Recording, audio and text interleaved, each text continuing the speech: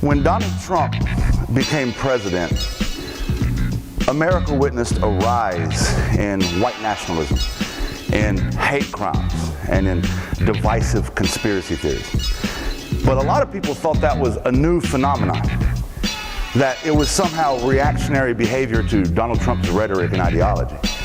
The fact is, that isn't true. The fact is, it's quite the opposite. You see, Donald Trump was put into office by white nationalism, by divisive conspiracy theories, and by a long history of white supremacy in this country. Conspiracies of war against white America, conspiracies of the government attacking white Christian America. These conspiracies have existed in white communities across America for decades. Donald Trump simply provided legitimacy to these conspiracies by using key and designated language in his campaign that caused white America to circle in a sharp frenzy and cast their votes. Now, how do I know this? How can I say this so confidently? Because I come from a white little town in North Carolina where I learned white supremacy. Racism is so casual where I'm from, it's culture. I'll say it again, racism is so casual, it's culture. And that culture breeds the next generation of white supremacists. And that's what I want to talk about today. I want to talk about that cycle of white supremacy that has yet to be broken. I want to talk about the silent complicity of white America whenever white supremacy is challenged. I want to talk about the ignorance of white America as it pertains to identifying and stopping white supremacy. Because you see, white supremacy is the single most dangerous thing in America to anybody who doesn't look like me. But every time white supremacy rears its ugly head, we treat it like it's a new dog doing new tricks. No, it's the same dog, same tricks. And I'm here to tell you that if we don't change how we treat the dog, it's going to keep doing the same trick. It's going to keep biting. I was raised in the mountains of western North Carolina in a white little neck of the woods, often referred to as a holler. I grew up with the Confederate flag in my front yard, and my neighbor had one in his, and this neighbor in his, and the guy down the road, everywhere.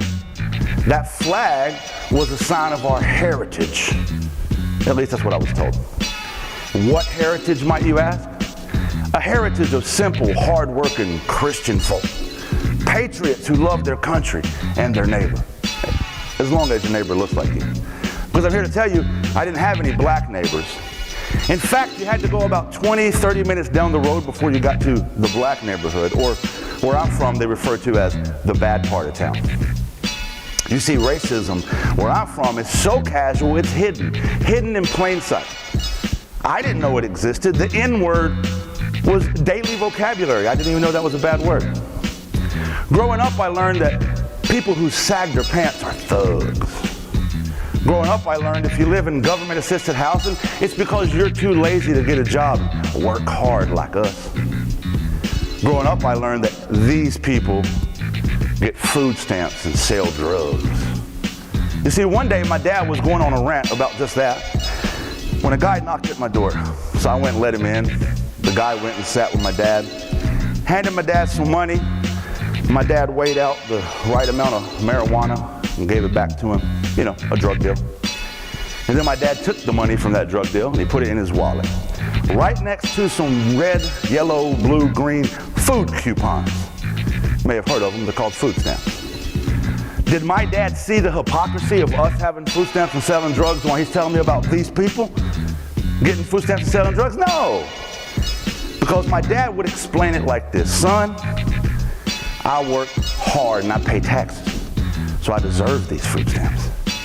And I don't make enough money and I want to provide for you children, so I got to sell these drugs to make ends meet.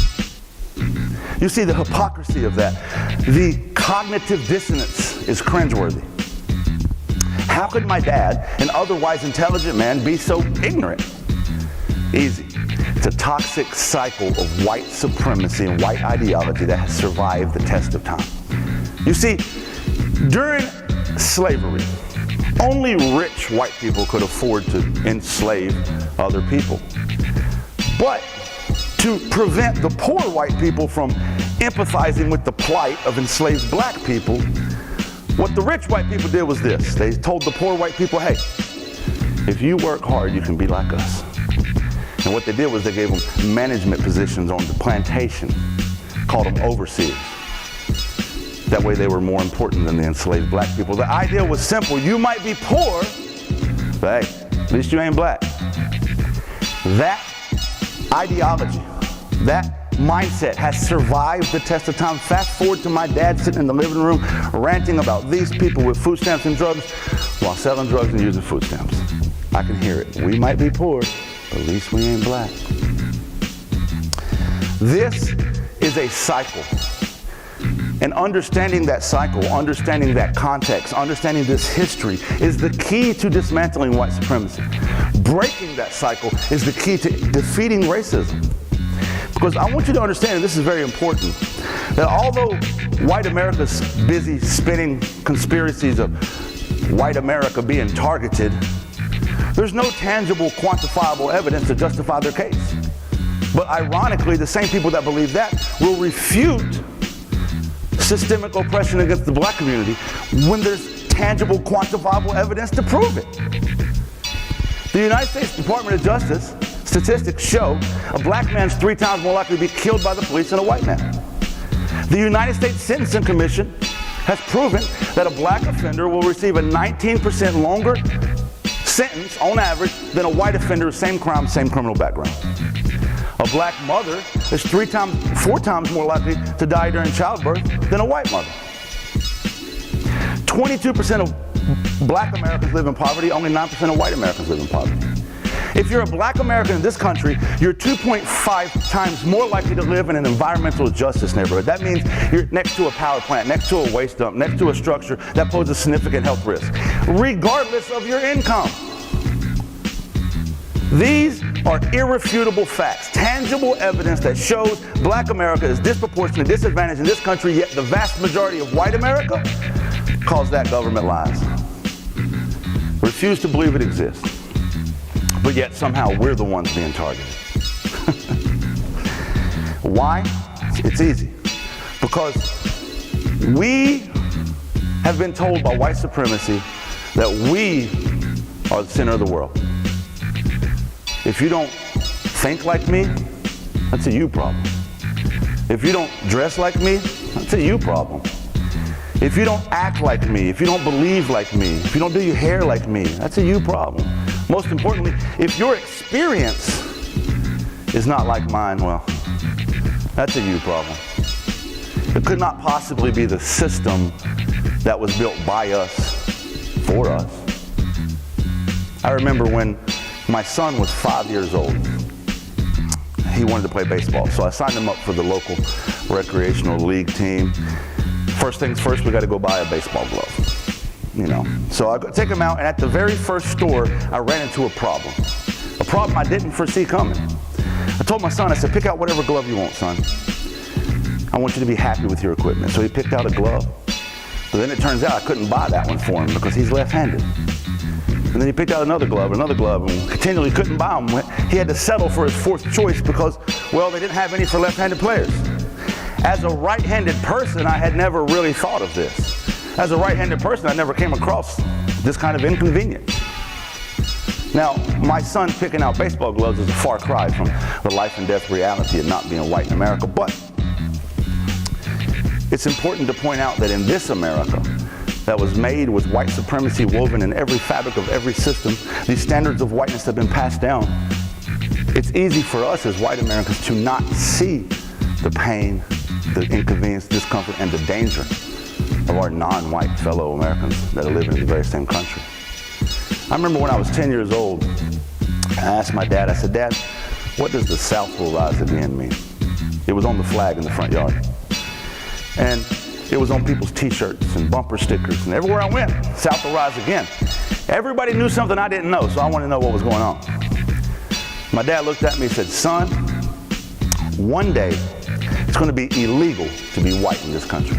It's going to be illegal to be Christian in this country. It's going to be illegal to be straight in this country. And when that happens, straight, white, Christian men are going to have to stand up and fight for our freedom just like our forefathers did. And my dad believed that. When he told me that when I was 10 years old, I believed it. So you see, when you juxtapose that ideology with the ramblings of Trump cultists and QAnon conspiracists, you start to see this is not a new phenomenon. These ideas, these conspiracies, these standards of whiteness, they've been around for a long time. My dad believed it and his dad before him. And he told me when I was 10, 30 years ago. It is important that we understand these cycles and what these toxic ideologies are so that we can fight them, so that we can end them. You understand? The way we talk as white Americans, that's the standard. Dialects like African American vernacular English is considered low class and uneducated. The way we wear our hair, that's the standard. I've never had to change my hairstyle so I can go get a job. My hairstyle's never been banned by an employer's manual. Even the way my parents named me is the standard. I don't have to worry about my name on a resume being the reason that my resume is overlooked. All of this is a reality in this country made possible by my white ancestors creating a white system that benefits me. Now, it is worth noting that we've made great progress in the area of civil rights thanks to countless black liberation movements, countless social liberation movements. But even now in 2022, racism and white supremacy still very much exist. I aim to defeat it before I die. The way I do that, I spent the majority of the last 2 decades trying to understand white supremacy, but more important, trying to understand how it continues to thrive in my community. I came to 3 conclusions that I think are very important. This is the reason that white supremacy stays alive in our country. Number 1, it goes unchecked.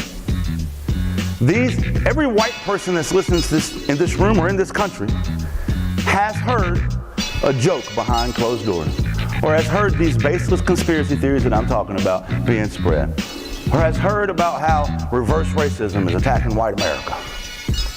And as a white person, if you do not call that out, if your family, friends, co-workers are doing these things and you say nothing, you are an accessory to murder.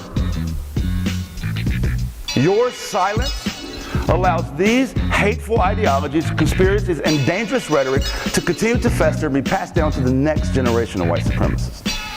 Your silence is quite literally violence.